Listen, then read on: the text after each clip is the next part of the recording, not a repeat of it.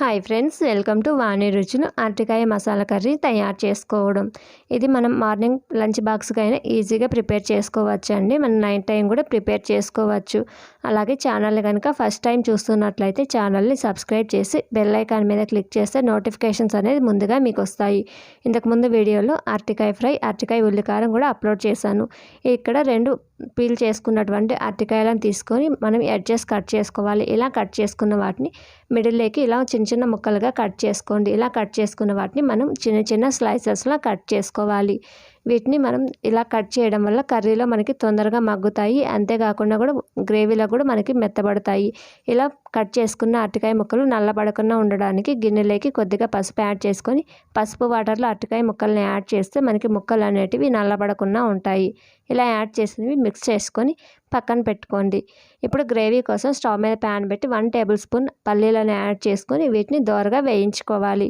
ఇలా వేయించివి ఒక ప్లేట్లోకి ట్రాన్స్ఫర్ చేసుకొని అదే ప్యాన్లోకి 1/2 టేబుల్ స్పూన్ ధనియాలు, 2 ఇలాచీలు, 1 ఇంచు చెక్క, 2 లవంగాలను యాడ్ చేసి దినుసులన్నీ మాడిపోకుండా వేయించుకోవాలి.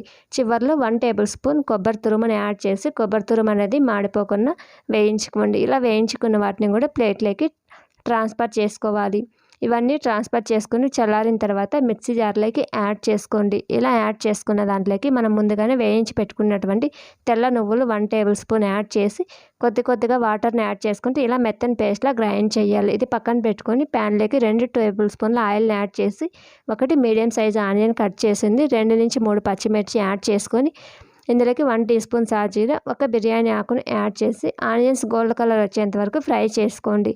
ఇలా ఫ్రై చేసిన దాంట్లోకి 1/2 టేబుల్ స్పూన్ అల్లం వెల్లుల్లి పేస్ట్ వేసి పచ్చివాసన పోయేంత వరకు ఫ్రై చేయాలి.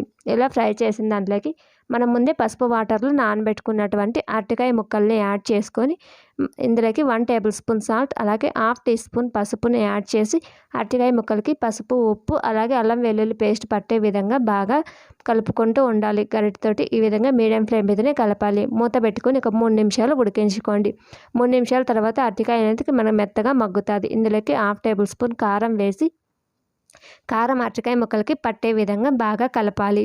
ఇలా కలపడం వల్ల మనకి కారం పచ్చివాసన పోయి అరటికాయ ముక్కలు కూడా బాగా పడుతుంది.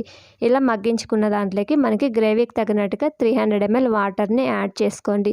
ఇలా యాడ్ చేసుకుని గరిటెతోటి మొత్తం ఒకసారి కలిసేటట్టు కలుపుకోవాలి.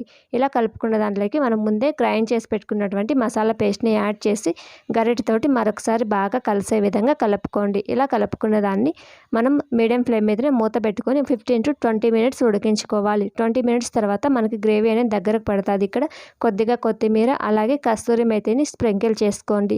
ఇలా స్ప్రింకిల్ చేసుకున్న దాంట్లోకి కొద్దిగా చింతపండు రసం యాడ్ చేస్తే మసాలాలన్నీ బ్యాలెన్స్ అవుతాయి. చింతపండు రసం యాడ్ చేసాక గరిటెతోటి మొత్తం కలిసేటట్టు కలుపుకొని గ్రేవీ ఈ విధంగా దగ్గరకు పడ్డాక స్టవ్ ఆపేసి మనం సర్వింగ్ బౌల్లోకి సర్వ్ చేసుకోవాలి. ఈ వీడియో కనుక నచ్చినట్లయితే లైక్ చేయండి, షేర్ చేయండి, సబ్స్క్రైబ్ చేయండి. అలాగే మరిన్ని వీడియోల కోసం ఛానల్ని విజిట్ చేయండి.